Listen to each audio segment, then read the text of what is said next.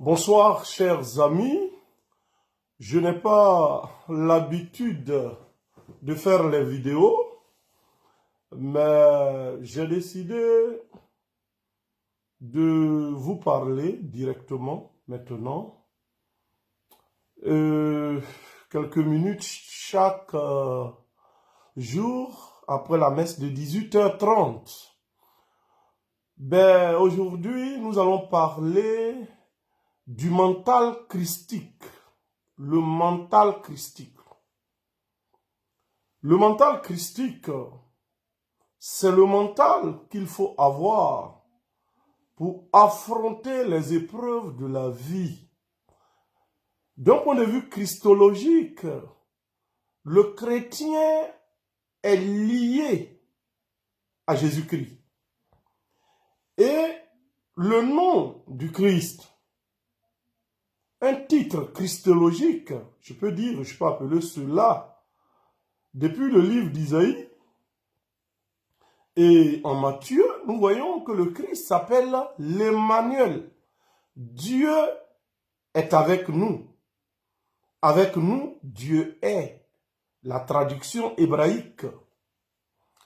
Dieu est avec nous et à la fin, dans la finale de l'évangile de Matthieu, au chapitre 28, Jésus se présente et il dit aux apôtres, « Je suis avec vous tous les jours jusqu'à la fin des temps. » Et après la Pâque, les apôtres ont vécu avec ce mental. Sachez qu'il y a eu la persécution, la grande persécution. Et les disciples des apôtres, ceux qu'on appelle les premiers chrétiens dans les 3 premiers siècles, ont connu la persécution. Devant des situations difficiles, il n'y avait pas d'église, parce que les paroisses, les églises que nous voyons ont commencé à partir du 2e siècle, 3e siècle. Mais les chrétiens vivaient éparpillés dans la persécution, mais ils avaient un mental fort. Jésus est avec eux, Dieu est avec nous. Mais si Dieu est avec nous, qui peut contre nous? Aujourd'hui, c'est ce mental qui nous manque dans le christianisme, nous les chrétiens d'aujourd'hui. Nous sommes souvent dans ce que j'appelle le charabia spirituel, la spiritualité de l'extériorité. Mais la richesse intérieure manque, la force mentale manque.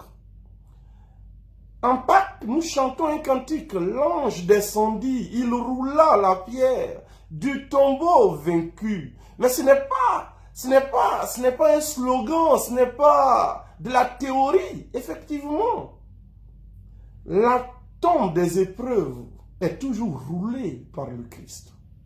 Devant n'importe quelle situation, l'ange descend, il roule la pierre avec notre contribution. Parce que les femmes de Jérusalem, qu'est-ce qu'elles ont fait? Après la mort de Jésus-Christ, elles ont décidé d'aller au tombeau. C'est un mouvement. Donc c'est un mouvement, le mouvement d'aller au tombeau, c'est un mouvement spirituel. Elles font ce mouvement et en partant, qu'est-ce qu'elles disent? Mais qui pourra nous aider à enlever cette pierre qui est lourde? C'est la question, le questionnement théologique. Face à ce questionnement théologique et spirituel, une réponse vient du ciel. Dieu qui roule la pierre. Aujourd'hui, face au coronavirus, il y a ce mouvement qui se fait et qui se fera. Cette pierre sera roulée. C'est pour cela que nous invitons les chrétiens à avoir ce mental. Aujourd'hui, on n'est pas dans la spiritualité du mental. C'est quelque chose qui nous manque. La spiritualité du mental est fondée sur une théologie de l'Emmanuel. Dieu est avec nous. Et cette théologie doit résonner dans notre cœur chaque jour. Dieu est avec moi. Et Dieu est avec moi. Il faut que je sois avec Dieu. C'est pour cela dans l'Apocalypse, l'auteur nous dit que voici que Dieu se tient. Il frappe la porte. Il faut ouvrir pour que Dieu demeure. Il faut une connexion entre nous et Dieu. Aujourd'hui, nous sommes dans des spiritualités de m'as-tu vu, dans des spiritualités où on crie Alléluia, Amen, Jésus sauve. Mais quand il y a des difficultés, nous sommes paniqués. Parce que l'intériorité est vide. Il n'y a pas de tonus. Il n'y a pas de force intérieure. Nous sommes dans des spiritualités de Alléluia, Jésus guérit. Et quand c'est chaud, on est paniqué. Non, il faut nourrir l'intérieur pour que tout se réalise au niveau extérieur. Dieu nous a créés sans nous. Il ne peut pas nous sauver sans nous. Notre contribution, c'est la force mentale. Les églises sont fermées. Oui, c'est normal. L'église a connu des pestes, les grandes persécutions, les grandes guerres. Il n'y avait pas. Les églises étaient bombardées. Mais comment ces chrétiens ont vécu? C'est dans la communion spirituelle, ce que j'appelle le monastique. Le monastère spirituel. Nous sommes dans le monastère spirituel. Le monastère invisible au moins. Dans ce monastère invisible, tu es au Cameroun, je suis en Côte d'Ivoire, tu es en Chine, je suis au Congo, l'autre est au Bénin, l'autre en France. Il y a cette communion spirituelle. C'est cette communion spirituelle qui fait la force de l'Église catholique romaine. Hein. La communion avec les évêques. La communion avec le pape. Et il faut garder cette communion. Il ne faut pas perdre cette communion. Et c'est le fondement de l'Église catholique. Les spiritualités éparpillées, les spiritualités sans communion, non. Ce n'est pas cela, l'Église. Et c'est pour cela nos chrétiens, il faut former nos chrétiens d'un point de vue mental pour faire face devant ces genre de situation que nous vivons. Si nous ne formons pas les chrétiens, le mental des chrétiens devant, lorsque la mangue tombe, c'est la peur. On crie Jésus, Jésus, Jésus, mais lorsqu'il y a un vent, on est paniqué. Soyez sereins. Dieu est avec vous.